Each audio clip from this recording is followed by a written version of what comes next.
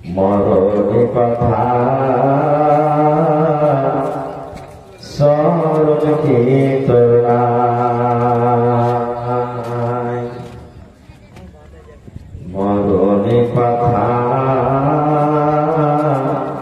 স্মরণ কি তোর নাই, মরণে কথা মনে কি তোর নাই রে মুমিন ভাই, মরণে কথা মনে কি তোর নাই। তুমি যখন যাবে মরে, তুমি যখন যাবে মরে, নিয়ে যাবে খাটে করে, রেখে দিবে মাটির বিছানায় রে মুমিন ভাই, মরণে কথা মনে কি তোর নাই। মাল ধন পয়সা করি, মাল ধন পয়সা করি, থেকে যাবে দালান বাড়ি, কিছুই তোমার কাজে আসবে না রে মুমিন ভাই, মরণে কথা স্মরণ কি তোর নাই, মরণে কথা মনে কি তোর নাই রে মুমিন ভাই, মরণে কথা মনে কি তোর নাই। নারে তাকবীর। আজকে জলসা যোগ্যতম শ্রদ্ধেয় সভাপতি সাহেব, উপস্থিত ওলামায়ে কেরাম, সামনে বসে থাকা ইসলাম দরদি দিন দরদি ভাই বাবাজিরা, পর্দানাশীন মায়েরা খালা, সমস্ত তারিফ ও গুণগান সেই মহান আল্লাহ তাবারক ওয়া তাআলার জন্য, যে মহান আল্লাহ তাবারক ওয়া তাআলা আজকে আমাদেরকে নরম গরম বিছানাকে ত্যাগ করে এই মসজিদের জালসা, এই পিন্ডালের তলাতে বসে কিছু বলার শোনার তৌফিক দিয়েছেন। তাই আমরা সে আল্লাহ তাবারক ওয়া তাআলার প্রশংসা করি, অন্তর থেকে মহব্বতের সাথে সকলেই পড়েন আলহামদুলিল্লাহ। জোর করে খুব করে পড়েন ভাই আলহামদুলিল্লাহ।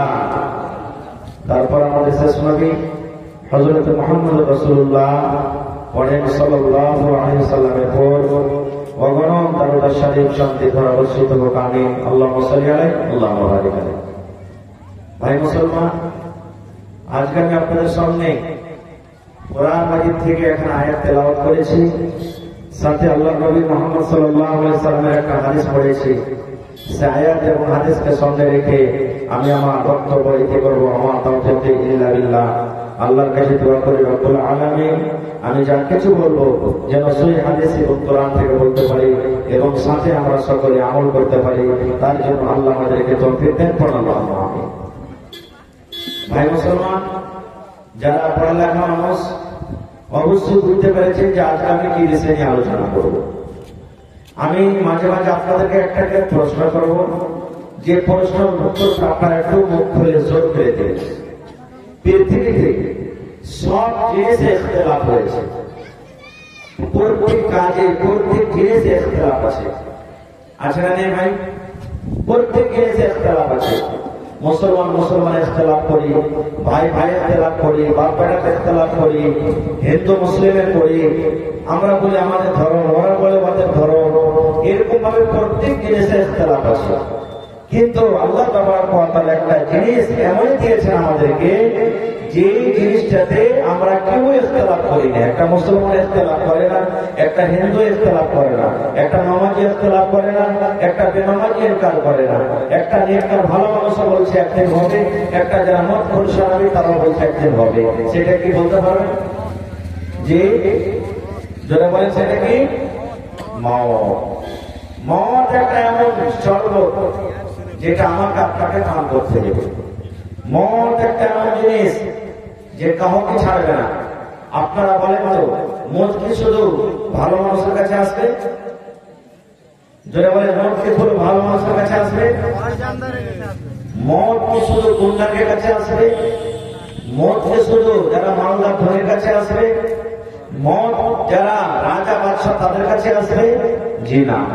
আল্লাহ কোরআন বলছেন কুল্লু নাফসিন যায়কাতুল মাউত।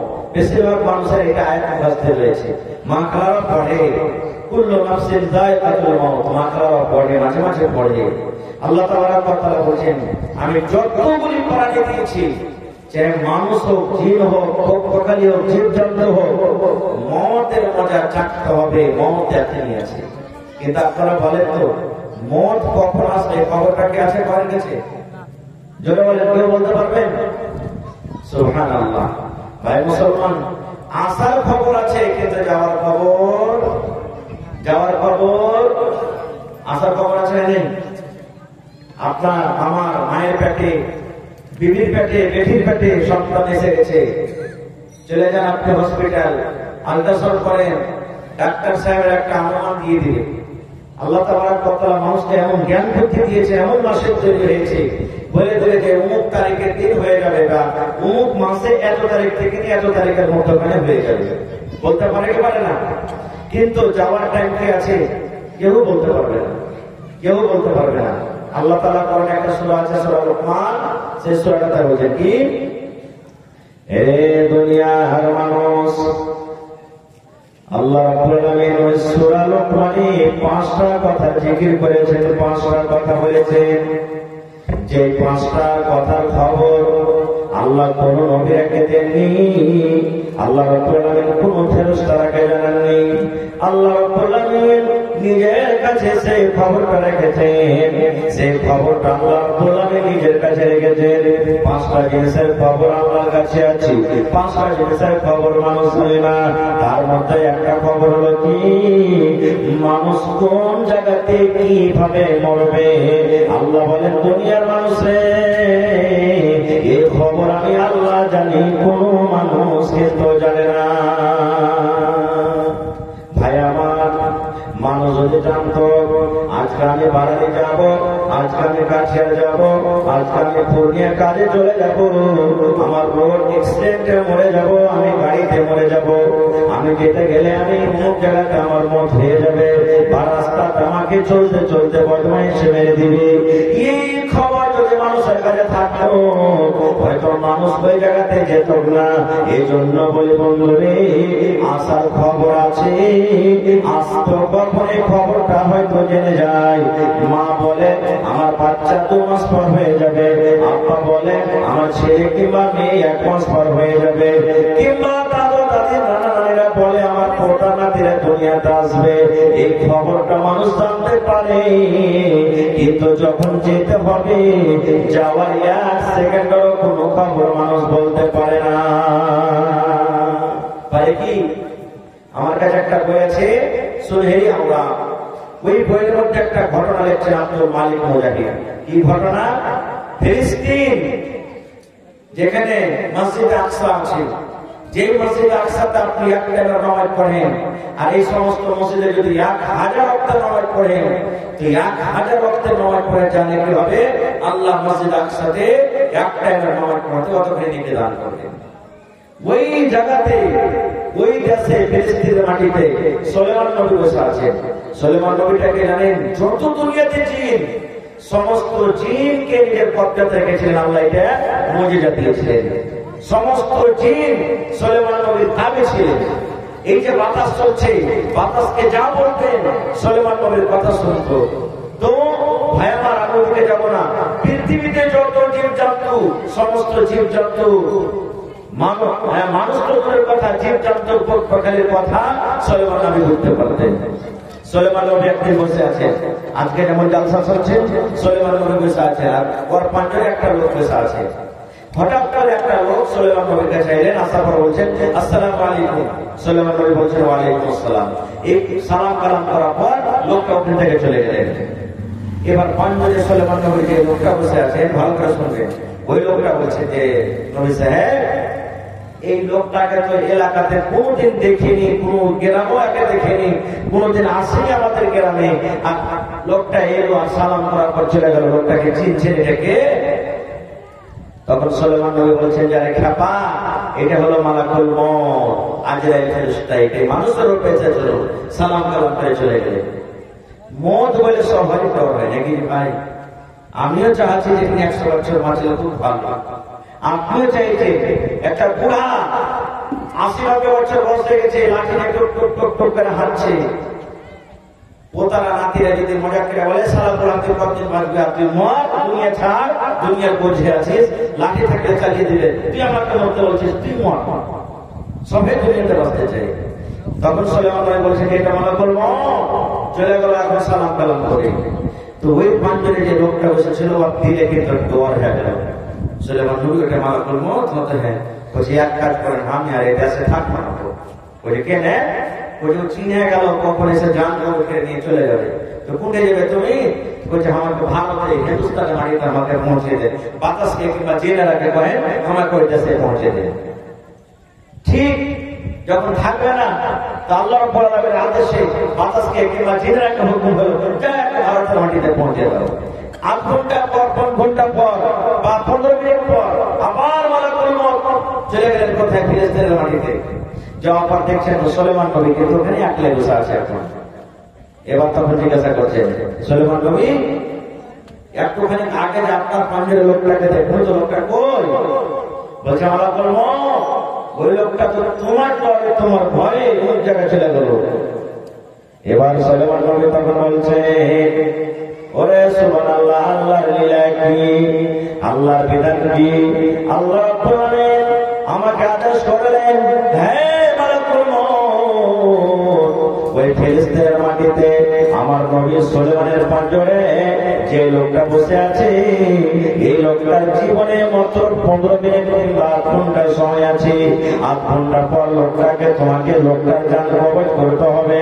আর ওই লোকটার জান কোথায় কবজ করবে? ফিলিস্তিনের মাটিতে নয় রে, এই লোকটার জান কবজ করতে হবে তোমাকে হিন্দুস্তানের মাটিতে। আমি অবাক হয়ে গেলাম, রব্বুল আলামিন 10 দিন 15 দিন 20 দিনের রাস্তা, আল্লাহ জি ফিলিস্তিন থেকে যদি ভারত আসতে হয় 10 দিন 15 দিন 20 দিন লেগে যাবে, এত লম্বা রাস্তা। কিন্তু আল্লাহ ওর জীবনে তো মাত্র 15 মিনিট কিংবা 8 ঘন্টা সময় আছে। 8 ঘন্টা সময় তো আমি এই ফিলিস্তিনের মাটি থেকে লোকটা কখন হিন্দুস্তানে যাবে, আর ওইখানে গিয়ে আমি কখন তার জান কবজ করবো, এই চিন্তা বাবা আমি করছিলাম।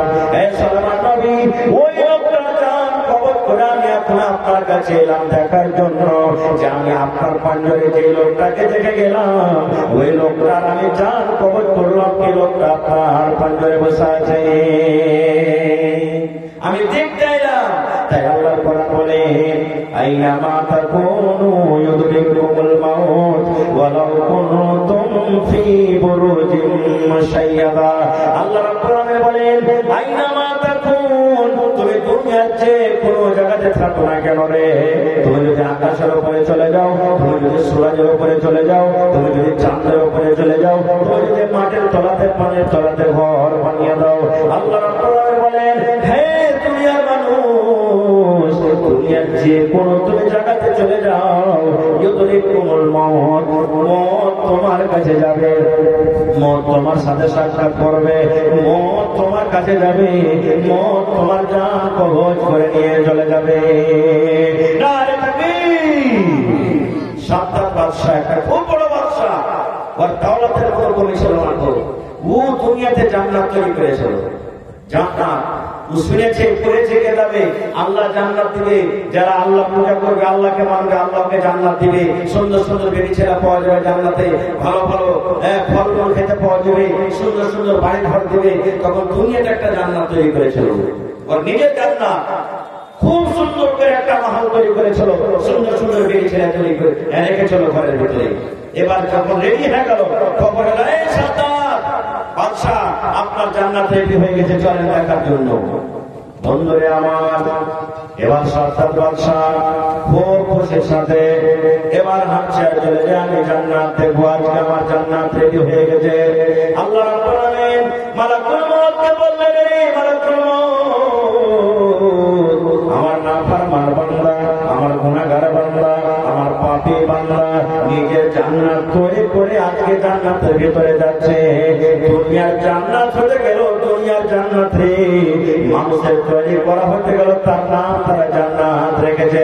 হ্যাঁ মালাকুল মউত, এই বেঈমান এই শয়তান যেন নিজের জান্নাতের ভিতরে না ঢুকে। জান্নাতে ঢোকার আগে আগে তার জানখানা তুমি কিন্তু কবজ করে নাও। এই ভাই মুসলমান, এইবারে সাদ্দাত বাদশা জান্নাতের ভিতরে ঢুকতে যাবে, জান্নাতে ঢোকার আগে আগে মালাকুল মউত তার জান কবজ করে নিয়ে চলে গেলে। ফেরাউন, সুবহানাল্লাহ, যে ফেরাউন নিজে খোদা দাবি করেছিল, আমি হলাম আল্লাহ, আমি আল্লাহ, কিন্তু সেই ফেরাউন সমুদ্রে নীল দরিয়া নদীতে নীল দরিয়াতে ডুবে মারা গেছে। আপনারা জানছেন, সবাই থেকে জানছেন, জানছেন। তাই কবি বলছে, ও মন ঘুমায় না রে, নাম জপ মাওলার, একদিন ঘুমাইবা তুমি জিন্দাগি লাগিয়া, মন ঘুমায় না রে, ও ভাই ঘুমায় না রে, নাম জপ মাওলার, একদিন ঘুমাইবা তুমি জিন্দাগি লাগিয়া, মন ঘুমায় না রে, একদিন ঘুমাইবা তুমি কবরের মাঝার, মন ঘুমায় না রে। আল্লাহর যত নবী এলেন এ দুনিয়া মাঝার, একে একে সব চলে গেলেন, একে একে সব চলে গেলেন কবরের মাঝার, ভাই ঘুমায় না রে, একে একে সব চলে গেলেন কবরের মাঝার, ভাই ঘুমায় না রে। নারে তাকবীর। আচ্ছা, আপনার আশেপাশে গায়ে মুসলিম তো আছে, কোনদিন দেখবেন যখন ওকে কেউ আত্মীয় মারা যাবে, নিজের রিশতেদার, আমরা যেমন আমাদের মাইয়াকে খাটে করে নিয়ে যাই, সুবহানাল্লাহ আলহামদুলিল্লাহ, যা থেকে দোয়া মনে আছে পড়িয়া যায়, দেখবেন যখন ওকে মাইয়া তাকে লাশটাকে খাটে করে নিয়ে যাবে, তখন ওরা পড়বে, राम नाम सत्य है, सबका यही गत है, राम नाम सत्य है, सबका यही गत है, राम नाम सत्य है, सबका यही गत है। শুনেছেন কোনদিন? শুনেছেন? কেন বলে? আমরা যাকে বলি আল্লাহ, ওরা ওকে বলে রাম, রাম নাম সত্য হ্যাঁ, আল্লাহ নামটা হলো সত্য, সত্য यही गत है। দুনিয়ার মানুষ যে লাশটাকে আমরা ঘাড়ে করে নিয়ে চলে যাই, এই অবস্থায় একদিন সবাই হবে রে, এই অবস্থায় একদিন সবাই হবে। আমরা দুনিয়াতে যেভাবে চলে গেল, যেভাবে থাকে গেল, কিন্তু এই লাশ একদিন সবাইকে হইতে হবে। তারাও মানছে। কোনদিন শুনেছেন তোমার রসুলের ভাইয়ের মুখ থেকে জানতে পারবো না? শুনেছেন? কোনদিন আপনি এটা শুনতে পেলেন না? সবাই তাকে মানছে। একটা বুখারী শরীফের হাদিস আপনাদের সামনে তুলি। আমার আপনার যখন জান কবজ করা হবে, সময় হলে মালাকুল মউত আসবে, কবজ করে নিয়ে চলে যাবে। কিন্তু নবীদের যখন জান কবজ করা হয়, তাদের কাছে ইজাজত দেওয়া হয়, পারমিশন দেওয়া হয়। আপনার জান কবজ করতে এসেছে, আপনি কি রাজি আছেন? ঠিক এই মতো মালাকুল মউত মুসা নবীর কাছে এলেন। মুসা নবী এসে বলছেন যে আপনার জান কবজ করতে এসেছি, আপনার দুনিয়ার জীবন শেষ, হায়াত শেষ, আল্লাহর অর্ডার হয়েছে, আপনার জান কবজ করতে এসেছি। মুসা নবীর মউতের কথা শুনে মালাকুল মউতকে এমন ভাবে একটা থাপ্পড় ছড় মারলেন, আর একটা চোখ টানা হয়ে গেল। সুবহানাল্লাহ। তাহলে বোঝা গেল মানুষের কত শক্তি হয়। মুসা নবীর একটা থাপ্পড় চড়ে একটা ভাইকে ঘোষাতে মালাকুল মউত আজরাইল ফেরেশতা চোখ টানা করে দেয়। এটা মামুলি কথা। চলে গেলেন। আপনারা বলেন মুসা নবী ওকে মারলেন, মালাকুল মউতের চোখ টানা হয়ে গেল। আল্লাহর কাছে খবরটা আছে না নেই? জোরে বলেন আছে না নেই? আল্লাহ রাব্বুল আলামিন এবারে মালাকুল মউতকে বলছেন, হে মালাকুল মউত, তোমার চোখ কেন কানা? কে তোমার সাথে এরকম ব্যবহার করেছে? এবারে মালাকুল মউত বলছেন, হে রব্বুল আলামিন, তোমার নবী মুসা মতের কথা শুনে আমাকে এমন জোর করে একটা ফাঁস মেরেছে আল্লাহ, এমন জোর করে আমাকে একটা ঘোষা মেরেছে। মতের কথা শুনে আমাকে এমন জোর করে একটা চড় মেরেছে, সেই চড়ের কারণে আমার চোখ কিন্তু কানা হয়ে গেছে। আল্লাহ তাআলা বলছেন, ও মরতেছে, হ্যাঁ না তো হ্যাঁ। তখন আল্লাহ চোখটাকে ভালো করে দিলেন, আল্লাহ কাছে কোন কিসের কমিয়েছে ভালো করে দিলেন। এবার বলছেন, যাও তোমার একটা মশার কাছে। বলছে, আল্লাহ এখন এলাকায় যাবো না তো হ্যাঁ, কিন্তু এখন জান কবর করার জন্য যেতে হবে না, একটা তুমি গিফট নিয়ে যাও, অফার নিয়ে যাও। কি অফার? মুসানবীর কাছে আবার মালাকুল মউত হাজির হয়ে গেলেন। এইবারে মুসানবী বলছেন, মালাকুল মউত তুমি আবার এসেছো আমার কাছে। এইবারে মালাকুল মউত বলছেন, মুসা এইবারে আপনার জান কবজ করার জন্য কিন্তু আমি আসেনি, আপনার রূহটাকে কবজ করার জন্য আমি আসেনি। এবারে মুসানবী বলছেন, তাইলে কি কারণে এসেছো? এবার মালাকুল মউত বলছেন, মুসা আপনাকে একটা অফার দিতে এসেছি। আল্লাহ রাব্বুল আলামিনের পক্ষ থেকে আপনাকে একটা খুশখবরি দেওয়া হয়েছে, সেই খুশখবরি দেওয়ার জন্য আমি আপনার কাছে এসেছি। বলছে, কি খুশখবরি? বলছে, একটা গরু নিয়েছে। কি? একটা গরু নিয়েছে, বুখারী শরীফের হাদিস। মুসানবী বলছেন, কেমন কথা, গরু নিয়ে আসবো? বলছে, হ্যাঁ আপনি একটা গরু নিয়েছেন। বলছে, ঠিক আছে আমি গরু নিলাম, ধরেন গরু নিয়েছে কি হবে? এবার মালাকুল মউত বলছেন, মুসা আপনি গরুটার উপরে হাত রেখে দেন, গরুর উপরে হাত রেখে দেন, আর হাত রাখার পর আপনার হাতের তলাতে কত রোঁয়া থাকলো সেই রোঁয়া গুলিকে আপনি গিনতি করেন। কত রোঁয়া আপনি ভাই? 10-15 খানা নাকি? 10-15 খানা রোঁয়া আপনার হাতে চলে? জি, গিনতে পারা যাবে নাকি? কতটি লাগবে? এবার মুসানবী বলছেন, মালাকুল মউত ভালো করে তুমি বলো, আমি গরুর উপরে আমি হাত রেখে দিলাম, আর হাতটা রেখে দেওয়ার পর হাতের তলাতে রোঁয়া থাকলো, আমি রোঁয়াগুলোকে ধরো আমি গিনতি করলাম, এর মানে কি আমাকে বুঝিয়ে দাও। এবার মালাকুল মউত বললেন, মুসা আল্লাহ রাব্বুল আলামিনের আদেশ হয়েছে গরুর উপরে আপনি হাতটাকে রেখে দেন, আর হাতের তলাতে আপনার যত রোঁয়া থাকবে ওই রোঁয়াগুলোকে আপনি গিনতি করে এবার যখন আপনার গিনতি হয়ে যাবে, মুসা অত দিন নয়, অত সপ্তাহ নয়, অত মাস নয়, যত আপনার হাতের তলাতে রোঁয়া থাকবে অত বছর আল্লাহ আপনার হায়াত বাড়িয়ে দিলেন, অত বছর আপনি দুনিয়াতে বেঁচে থাকবেন।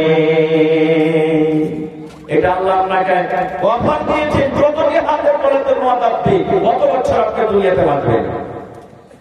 আজকে আমরা যদি অফারটা পেয়ে যাই, সুবহানাল্লাহ, কত যে আমাদের খুশি হবে তার কোনো সীমা নাই।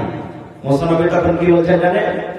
মালাকুল মউত এক তুলনাকার খবর জানিয়ে তো বলছে, কি? মালাকুল মউত ধরো আমি গরুর উপরে হাত রেখে দিলাম, আর আমার হাতের তলাতে রোঁয়া থাকলো, যতটি রোঁয়া থাকলো অত বছর আমি দুনিয়াতে বাঁচলাম, এবার আমার ওই বয়সটাও শেষ হয়ে গেল, তখন আমার সাথে কি হবে? এবারে মালাকুল মউত বলছেন, মুসা যখন আপনার ওই বয়সটাও শেষ হয়ে যাবে তখন আমি আপনার কাছে আসবো, আর আসার পর আপনার জান কবজ করে আমি নিয়ে চলে যাবো।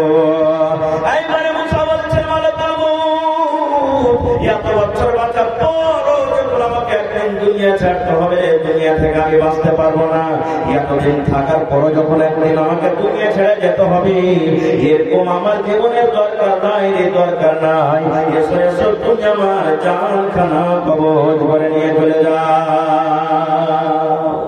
তাহলে দেখেন নবীরাও মত থেকে বাঁচতে পারেনি, পেরেছে কি? এরকম অনেক ঘটনা আছে ভাই, আমি ঘটনার দিকে যাবো না, একবার শর্টে দুটার ঘটনা আপনাদের সামনে বলবো। আমার কাছে একটা কিতাব আছে, গল্পের মাধ্যমে জ্ঞান। গল্প করতে গেলে জ্ঞান বাড়বে, আমার আপনার নয় যে চায়ের দোকানে বসে গেলাম, অমুক হাজি সাহেব এরকম, অমুক নবাজি এরকম, অমুক ডাক্তার এরকম, অমুক ঠিকাদার এরকম, এই অপারেশন আমরা বদনাম গাহি, এরকম নয়। কিছু গল্প আছে, ওই গল্প করতে গেলে জ্ঞান বাড়বে। কি গল্প জানেন? ওইটাতে দেখছে যে একটা রাজা ছিল, খুবই আল্লাহওয়ালা, নেককার, দিনদার, তবু ওই রাজার কিন্তু ইবাদত বান্দেগি করে মনে শান্তি আসতে পারত। একদিন নিজের রাজা নিজের গতিতে সিংহাসনে বসে আছে, আর একটা ফকির চাইতে চাইতে তার দরবারে এসে হাজির হয়ে গেছে। ভালো করে শুনবেন ঘটনাটা। এবারে যখন রাজা বলছেন, এই বেটা ফকির, এখানে শোনো, বলছে কি হুজুর কি জাহাপানা? বলছে যে আমি ইবাদত বান্দেগি করে আমার জীবনে সুখ শান্তি আসে না, আমি কোথা থেকে বাঁচবো কেমন করে, আল্লাহর ডর আমার ভিতরে কেমন করে আসবে, তুমি আমাকে কোন একটা মন্ত্র, কোন একটা দোয়া, কোন একটা কিছু দিয়ে যাও যাতে আমি ওটাকে স্মরণ করে মন থেকে ভয় করতে পারি, আল্লাহকে দেখে ডরে জাহান্নাম থেকে যেন বাঁচতে পারি। তখন ফকির ভাবা চিন্তা করে বলছে যে হুজুর আপনাকে একটা আমি কাজ দিছি, মন্ত্র দিছি, যদি আপনি ওইটাকে যদি মনে রাখেন পড়েন তাহলে ইনশাআল্লাহ আপনার আল্লাহকে দেখে ভয় হবে। বলছে কি? বলছে প্রত্যেক দিন আপনি মৌতকে দেখে কি করবেন? স্মরণ করবেন, ভয় করবেন, একদিন মরতে হবে। তখন রাজা বলছে এটাই কথা, একদিন মরতে হবে। বলছে ঠিক আছে। বন্ধুরে আমার, রাজা প্রত্যেক দিন মাঝে মাঝে বলে একদিন মরতে হবে, একদিন মরতে হবে, একদিন মরতে হবে। প্রত্যেক দিন দুবার, তিনবার, পাঁচবার, 10 বার করে ধীরে ধীরে বলে একদিন, বলেন একদিন, একদিন মরতে হবে। এক এক মাস কেটে গেল কিন্তু রাজার ভিতরে পরিবর্তন এলো না। বর্তমানে আমাকে কোন মন্ত্র দিয়ে গেল একদিন মরতে হবে, কিছু বুঝতে পারি না। ফুল একটা ফকির মনে চলে গেল, আমাকে এত কষ্ট দিয়েছে, এক মাস ধরে নিয়ে ওকে ফাঁসি দেবো। খুঁজতে খুঁজতে ফকিরকে তো খুঁজে পেয়েছে, বাদশাহ দরবারে হাজির করে দিলে। এবার বাদশাহ বলছে এই ফকির, তোকে যে আমি বলেছি তুই আমাকে এমন মন্ত্র দিয়ে যাতে আল্লাহকে দেখে ভয় করতে পারি, আর তুই কেমন মন্ত্র দিয়ে গেলি? এক মাস থেকে পড়ছি, আমার ভিতরে কিচ্ছু মনে আসে না, আর কিছু পরিবর্তন হলো না, বদলিল না। তোকে কালকে সকাল 7টার সময় ফাঁসি দেবো। ফকির বলছে হুজুর মাফ করে দেন আপনি আমাকে, আমি গরিব মানুষ, ভিক্ষা করে খাই, আমার ছেলে মেয়ে আছে, আপনি আমাকে মাফ করে দেন। বলছে না, তুই যে কষ্ট দিয়েছিস আমাকে, কালকে সকালে তোকে কি করা হবে? ফাঁসি দেওয়া হবে।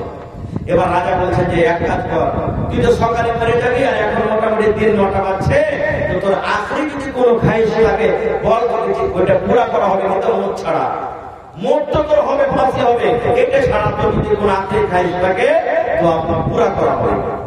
তখন ফকির বলছে হুজুর আপনি আমার সাথে ওয়াদা করছেন যে মোট ছাড়া আপনি আমার আবদারকে, আরমানকে পুরা করবেন? বলছে হ্যাঁ পুরা করা হবে, তুই চেয়ে যায়।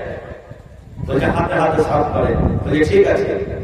এইবারে তখন ফকির বলছেন হুজুর আমার জীবনের একটা আরমান আছে। বলছে কি আরমান? আজকে 9টার সময় হয়ে গেল, বেলা সকাল 9টা হয়ে গেল, কালকে সকাল 7টাতে আমাকে ফাঁসি হয়ে যাবে।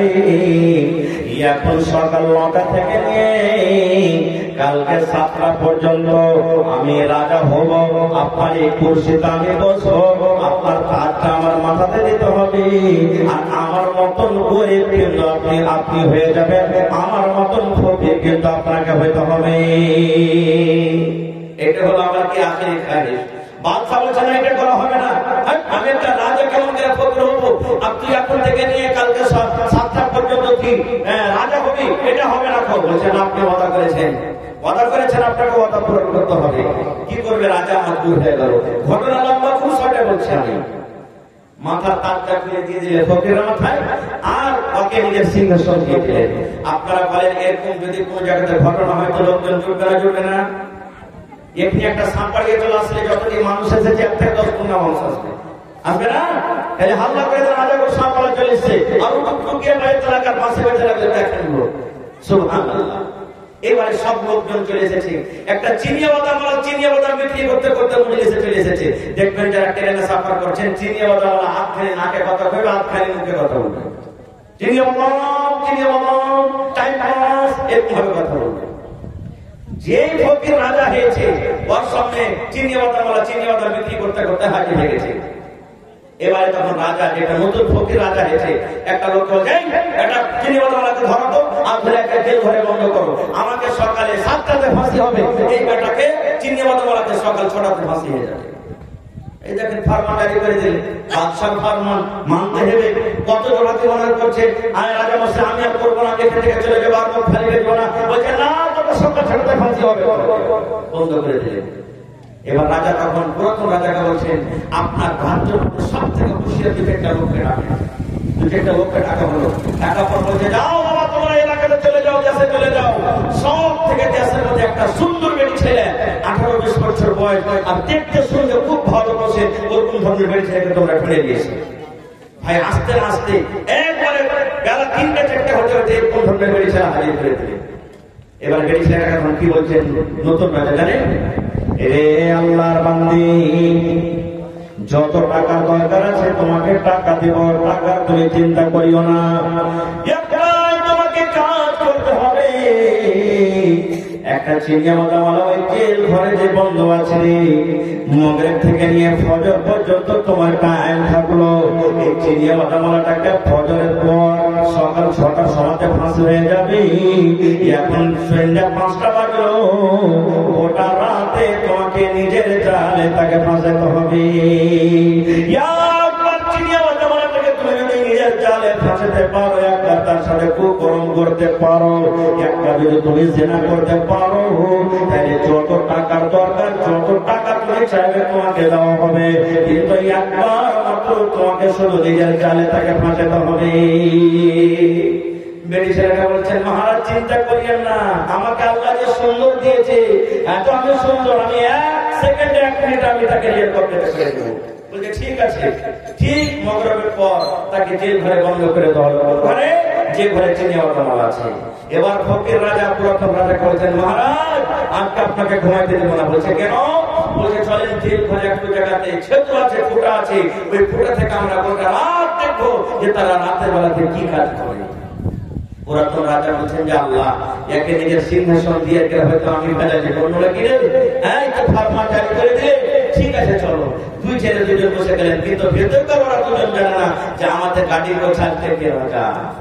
বন্ধুরে আমার, এত সুন্দর বেটি ছেলে আল্লাহ রাব্বুল আলামিন তাকে রূপ দান করেছেন। এইবারে সে বেটি ছেলে চিনিয়াওয়ালাকে বলছে, চিনিয়াওয়ালা তুমি সকাল 6টার সময়তে তোমাকে ফাঁসি হয়ে যাবে, তুমি মরে যাবে। তুমি বিবির মুখ দেখতে পাবে না, তুমি বিবির সাথে আর গল্প করতে পাবে না, ছেলে মেয়েকে তুমি আর আদর করতে পাবে না।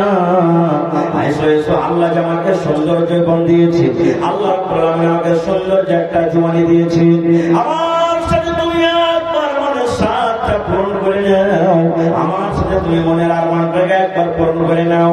এরকম ভাবে যখন তাকে দাওয়াত দিয়েছি, এবার চিনিয়াওয়ালা বলছে, এরে আল্লাহর বান্দি, তুমি আমার কাছ থেকে সরে যাও, আমার কাছ থেকে তুমি সরে যাও, আমার কাছে তুমি আসিও না, এরকম বাজে কথা তুমি আমাকে বলিও না।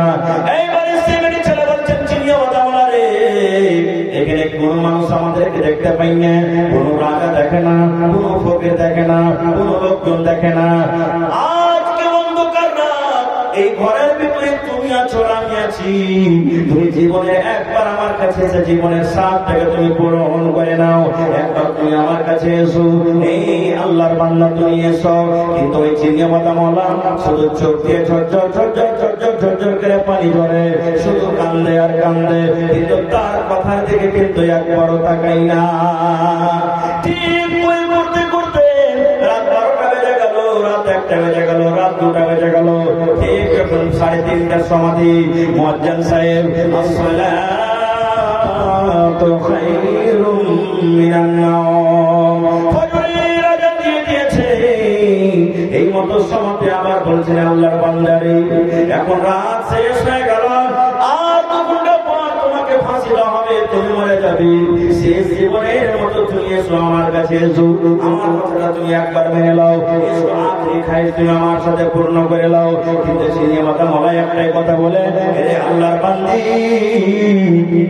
মত আমার সামনে আছে, আর 2 ঘন্টা পর আমাকে ফাঁসি হবে, আমি মরে যাব। আল্লাহ রাব্বুল আলামিন কিয়ামতের দিন আমাকে যদি জিজ্ঞাসা করেন, বান্দা রে, জীবনে তুমি নামাজ পড়ো রে বান্দা, জীবনে তুমি রোজা রাখোনি বান্দা রে, জীবনে যাকাত দাওনি, দান করনি রে বান্দা, মদ খেয়ে খেয়ে সারা জীবনটা তুমি কাটিয়েছ। আরে আমার বান্দা, তুমি জানছি আমাকে সকাল 6টার সময়তে মেরে দিয়ে ফাঁসি হয়ে যাবে, এটা জানা সত্ত্বেও তুমি একটা গুনাহ থেকে জীবনে আর বাঁচতে পারলে না। আল্লাহ রাব্বুল আলামিন যখন এই প্রশ্ন আমাকে কিয়ামতের দিন যদি করে দেয়, আমি কেমন করে আল্লাহর সামনে আমি জবাব দিব? এই জন্য বান্দিরে, তুমি আমার কাছ থেকে চলে যাও, আমার কাছ থেকে চলে যাও, মত আমার সামনে আছে, আমাকে সকাল 6টাতে মরতে হবে, আমি মরে যাব। এই জন্য তোমার সাথে আমি এরকম গুনাহ করতে পারবো না। ঠিক যখন 6টা হলো, এবারে পুরাতন নতুন রাজা পুরাতন রাজাকে বলছেন, চলে নিজের সিংহাসনে যায়। এবার যখন সকাল হয়ে গেল, এবার নতুন রাজা বলছেন একটা সিপাহীকে, ওই চিনিওয়ালাটাকে তুমি ছেড়ে দাও, ছেড়ে দাও, বাড়ি চলে যায়, আজাদ হয়ে গেল, আর তাকে ফাঁসি দেওয়া হবে না। এবার সাতটা যখন হয়েছে, নিজের কাজটাকে খুইলেন, ওই নতুন রাজার পুরাতন রাজার মাথাতে চাপিয়ে দিয়ে হাত খানটাকে ফেলে কুর্সিতে বসিয়ে দিলেন।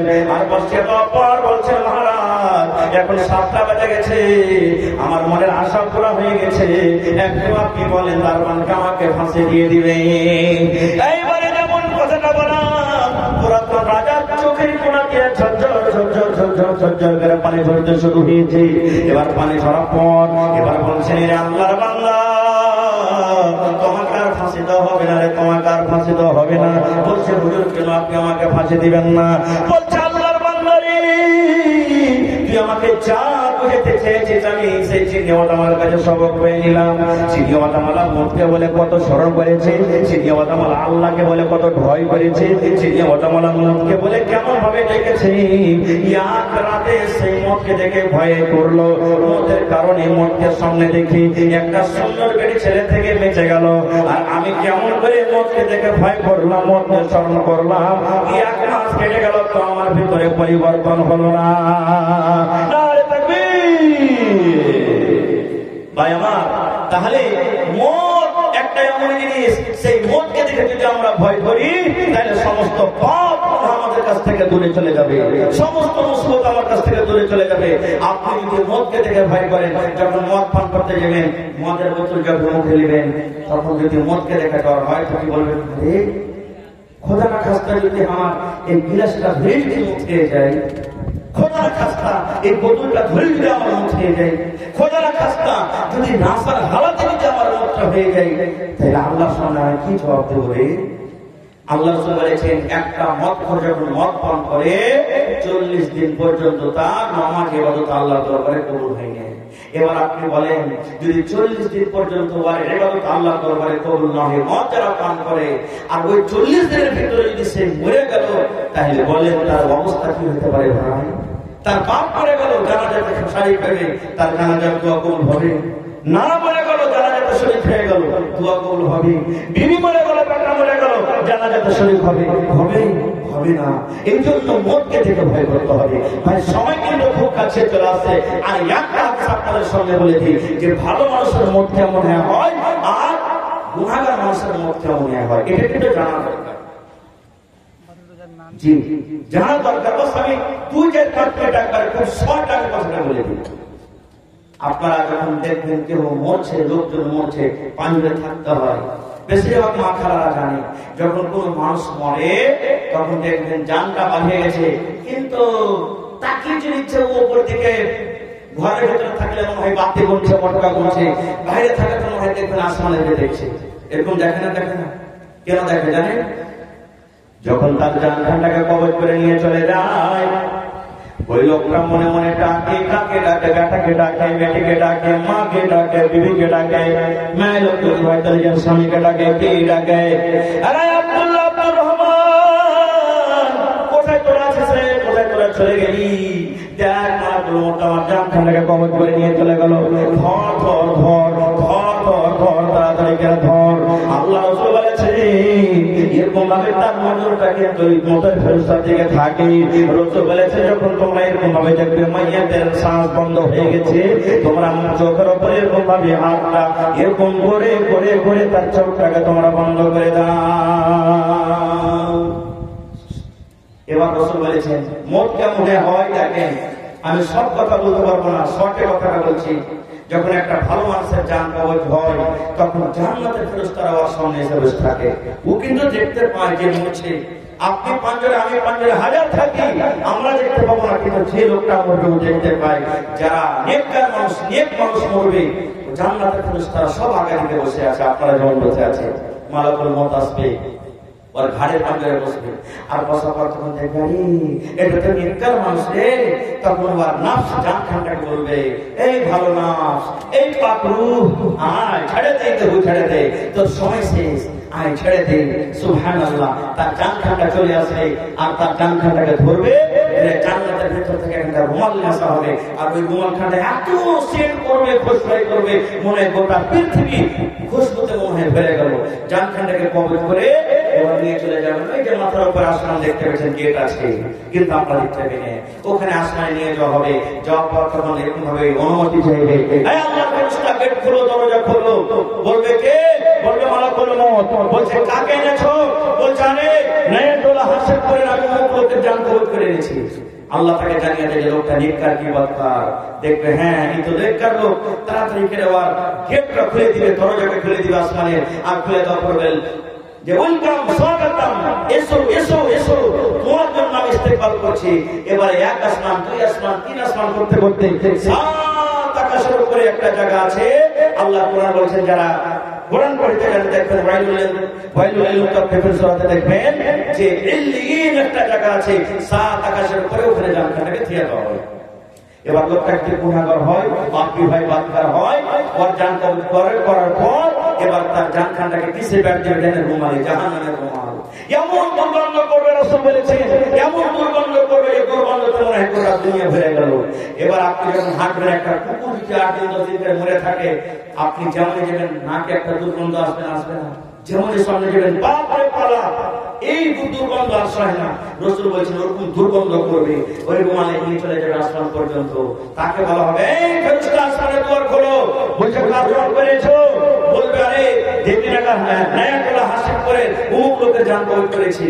বলবে না না না না, ওরে বাপরে, আজকে আসমানের দুয়ার খোলা হবে না, আসমানের দুয়ার খোলা হবে না। বলছে কেন? বলছে এই দিকে আসে তো সমস্ত আসমানকে দুর্গন্ধ তো ভরে ফেলে। তখন মালাকুল মউত কি করবেন জানেন? ওরে সুবহানাল্লাহ, তার জানখানাকে ওখান থেকে ছেড়ে দিবি। এবার জানখানটাকে যখন ছেড়ে দেওয়া হবে, কত রকম চিৎকার করবে জানখানা। নবী আমার বলেছেন ওই জানখানা আস্তে আস্তে আস্তে 7 কবক মাটির তলাতে একটা জায়গা আছে। আল্লাহ কোরআন বলছেন সিজ্জিন, ওই সিজ্জিন জগতে তার জানখানাকে কিন্তু পৌঁছে দেওয়া হয়। ভালো মানুষের জান 7 আকাশের উপরে ইলিনে, আর যারা বদ মানুষ, গুনাহগার মানুষ, তাদের জান 7 কবক জমিনের তলাতে সিজ্জিনে পৌঁছে দেওয়া হয়। এবারে বলবেন হাজী মাওলানা জান্নাত কি কোনদিন পাইবে নাকি? সিজ্জিনে যখন চলে গেল তো জান্নাত পাইবে। ভালো করে শুনেন ভাই, এই আমার নায়াতুল্লাহ গ্রামের মায়েরা, খালারা, ভাইয়েরা, ভালো করে শুনেন, জান্নাত পাইবে। কেমন করে জান্নাত পাইবেন? আজকে মাওলানাকে ওয়াজ ভালো লাগে না, আজকে জালসা শুনতে ভালো লাগে না, আজকে খুতবা শুনতে ভালো লাগে না, আজকে পড়াই শুনতে ভালো লাগে না। কিয়ামতের দিন জাহান্নাম সামনে দেখবে মানুষেরা, জান্নাত সামনে দেখবি। কি জাহান্নামের ডর একদম গড়গড় গড়গড় করে ডাকে। জাহান্নাম মানুষকে দেখে রাখবে না, ডাকবে। এবার আল্লাহ রাব্বুল আলামিন সমস্ত মানুষের যত গুনাহগার পাপী ওরাকে বলবেন, হে আমার পাপী গুনাহগারেরা, এই জাহান্নাম দেখে তোমাকে ডর লাগে? জি আল্লাহ লাগে। আজকে জাহান্নাম দেখে ডর লাগে না, কিন্তু নিজের চোখে মানুষেরা সেদিন দেখবে। আল্লাহ বলবেন এই জাহান্নাম থেকে তোমাকে ডর লাগে? জি আল্লাহ লাগে। এই জাহান্নাম থেকে তোমরা বাঁচতে চাও? জি আল্লাহ চাহি। আল্লাহ রাব্বুল আলামিন বলেন, বান্দা রে, দুনিয়াতে তুমি নামাজ পড়োনি, দুনিয়াতে তুমি রোজা রাখোনি, দুনিয়াতে তুমি হজ করোনি, দুনিয়াতে তুমি যাকাত দাওনি, দুনিয়াতে তুমি মদ পান করেছো, দুনিয়াতে তুমি জিনা করেছো, দুনিয়াতে তুমি চুগলখড়ি করেছো, দুনিয়াতে তুমি হক মেরে খেয়েছো। সব জীবনের গুনাহকে মাফ করে দেবে বান্দা যদি আজকে তুমি একটা মাত্র কাজ করতে পারো। একটা যদি তুমি কাজ করতে পারো, একটা কাজের কারণে আমি আল্লাহ রাব্বুল আলামিন তোমার জীবনের সমস্ত গুনাহকে আমি আল্লাহ মাফ করে দেব। আপনারা বলবেন হাজী মাওলানা একটাই কাজ করাতে কিয়ামতের দিন আল্লাহ সব গুনাহকে মাফ করে দিবে?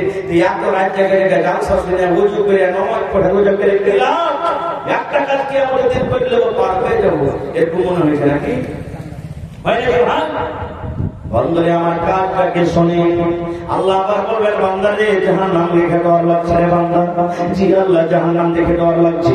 আল্লাহ বলবেন, জাহান্নাম থেকে তোমরা বাঁচতে চাও? জি আল্লাহ, জাহান্নাম থেকে বাঁচতে চাই। আল্লাহ বলবেন, বান্দা রে জীবনের সব তোমাদের গুনাহকে মাফ করে দেব রে বান্দা যদি তোমরা একটা কাজ করতে পারো। এই কাজ আল্লাহ একটা ফেরেশতাকে বলবেন, একটা তোমরা উট নিয়ে এসো। উট দেখেছেন আপনারা? বলবেন একটা উট নিয়ে এসো। আল্লাহ একটা ফেরেশতাকে বলবেন একটা সুই নিয়ে এসো।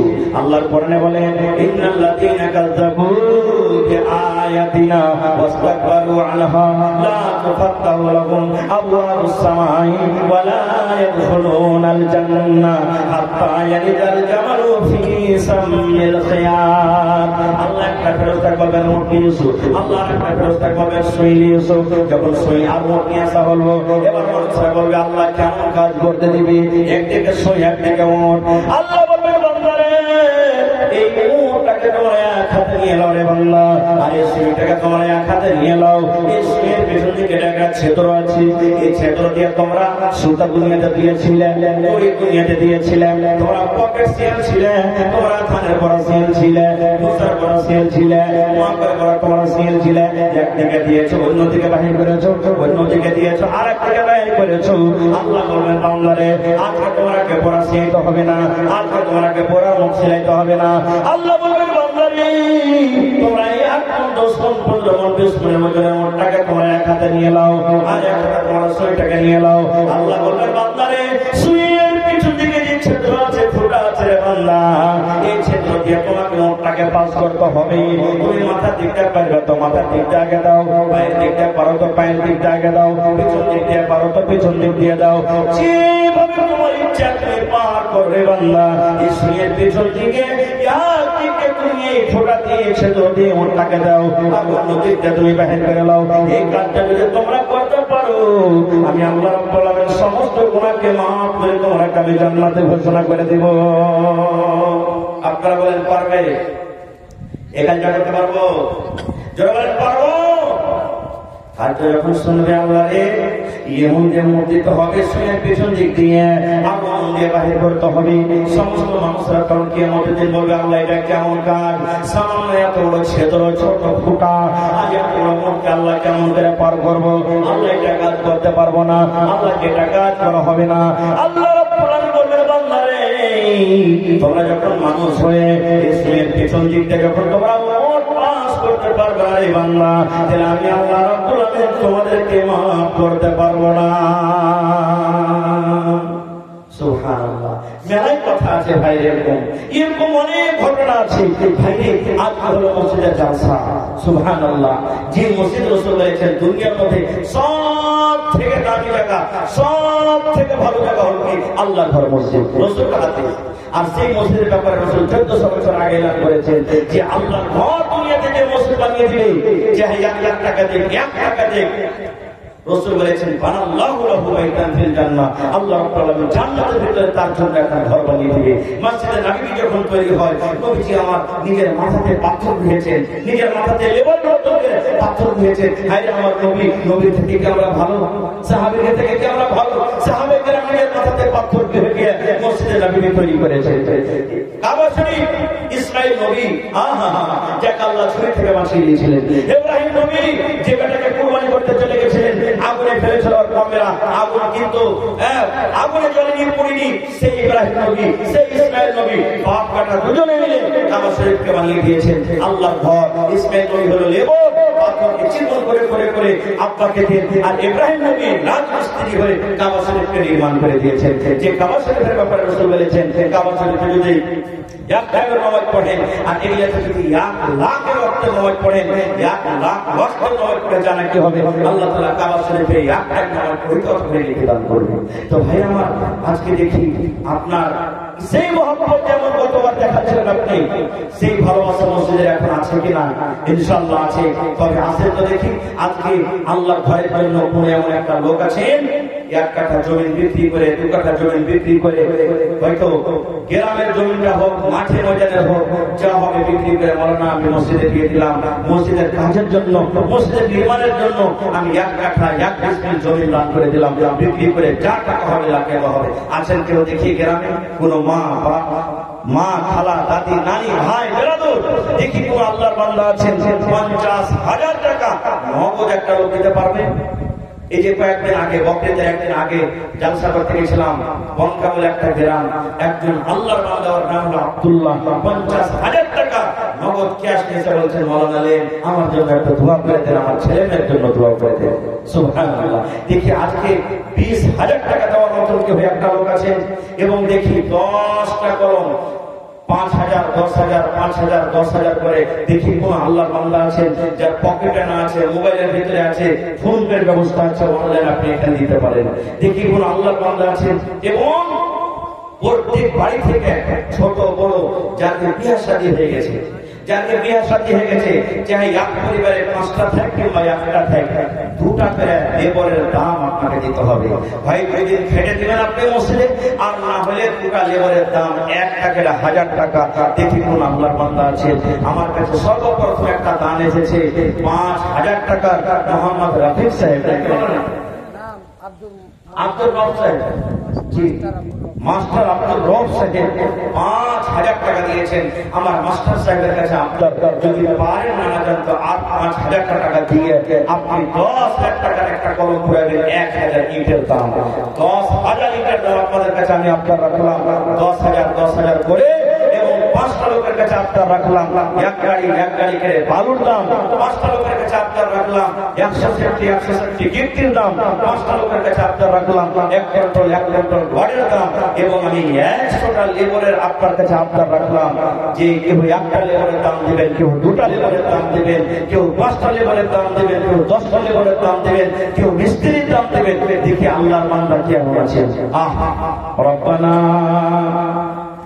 ظلمنا أنفسنا وإن لم تغفر لنا وترحمنا لنكونن من الخاسرين ربنا آتنا في الدنيا حسنة وفي الآخرة حسنة وقنا عذاب النار। أي الله আমার মাস্টার আব্দুল রব সাহেব 5,000 টাকা আল্লাহ তোমার ঘরের জন্য হাজির করে দিয়েছে। 5 লক্ষ টাকা মনে করে তুমি কবুল করে নাও। মনের আশা আল্লাহ পুরো করো। রোজগারে আল্লাহ বরকত দাও, কামাই কামাইতে আল্লাহ বরকত দাও। দুনিয়ার ফেতনা থেকে আল্লাহ বাঁচা রাখো। ছেলে মেয়ে বিবি বাচ্চাকে আল্লাহ ভালো রাখো। হে রব্বুল আমিন, মা বাবা দাদা দাদি নানা নানি শ্বশুর শাশুড়ি যারা বেঁচে আছে ভালো রাখো। আর যারা দুনিয়া থেকে চলে গেছে আল্লাহ জি জানে তারা কবরের ভিতরে কি আছে। আল্লাহ তাদের কবরে তুমি জান্নাতের বিছানা দিয়ে দাও। আল্লাহ তাদের কবরকে তুমি নূর দিয়ে মনোমল করে দাও। রব্বানা তাকাব্বাল মিন্না ইন্নাকা আনতাস সামিউল আলিম। আল্লাহ বেনামিতে একজন 2,000 টাকা জমা করেছে। আমি নাম জানি না কিন্তু তুমি জানো। আল্লাহ সে বেনামির দানকে তুমি কবুল করে নাও। মনের আশাকে আল্লাহ পুরো করো। রোজ করে আল্লাহ বরকত দাও, কামাই কামাইতে আল্লাহ বরকত দাও। আমিন। এটাকে মাস্টার সাহেবের যে মাস্টার সাহেব দিলেন 5,000, মাশাআল্লাহ। দেখেন আল্লাহুস সামাদ। এই দেখেন আমার মাস্টার সাহেবের স্ত্রী আল্লাহুস সামাদ নিয়ে আমার 1,000 টাকা আল্লাহ তোমার ঘরের জন্য হাজির করে দিয়েছেন। মাশাআল্লাহ, জাযাকাল্লাহ, হায়াকাল্লাহ, বারাকাল্লাহ। হে রব্বুল আলামিন, আল্লাহ তাআলা দানকে তুমি কবুল করে নাও। মনের আশাকে আল্লাহ পুরো করো। রোজ করে আল্লাহ বরকত দাও, কামাই কামাইতে আল্লাহ বরকত দাও।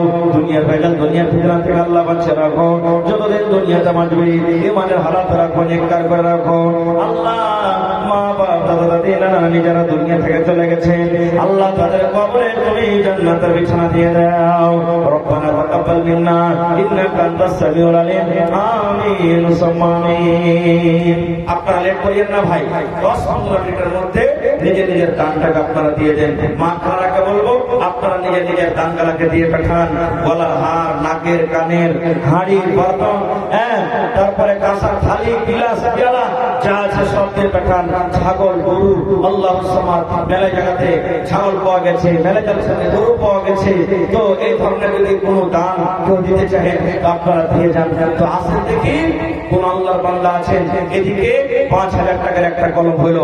দেখি 2 নম্বরে 5,000 টাকা দেনেওয়ালা কি আছে, 10,000 টাকা দেনেওয়ালা কি আছে, 1,000 2,000 করে দেনেওয়ালা কি আছে, 500 করে কত লোক দিতে পারবেন, 2 বড়া 5 বড়া 10 বড়া করে সিমেন্টের দাম কি দিতে পারবেন। আল্লাহর ঘর আল্লাহুস সামাদ, আল্লাহ কত খুশি। আল্লাহ তাআলা আপনাকে পরে রহমতের ফেরেশতাকে দিয়ে আপনাদের জন্য আমাদের জন্য দোয়া করছেন আল্লাহুস সামাদ। তাই ভাই লেট না করে এই দেখেন আমার একজন ভাই 1,000 টাকা টোটাল লেবারের দাম দিয়ে দিয়েছে। মাশাআল্লাহ, এই দেখেন 3টা কলম হয়ে গেল 1,000 করে। আমি 100টা কলমের আবদার করেছি, 100টা কলমের 1,000 করে, তার মধ্যে 3 কলম হয়ে গেল। মাশাআল্লাহ, জাযাকাল্লাহ, হায়াকাল্লাহ। তোমার রহস্য আল্লাহ কে বুঝতে পারে। ছিল বান্দা বসে তোমার কোন সবে জানে, ছিল কে ছিল না তাহা জানে পাওয়া গেল। 1,000 টাকা তো তোমার রাহে দান করে গেল, এই দান আল্লাহ তুমি করো গো কবুল, মাফ করে দাও আল্লাহ জীবনের ভুল। আমি পাপে গুনাহগার করি মোনাজাত, কবরে হাসরে আল্লাহ দিও মোনাজাত। আমিন সুম্মা আমিন।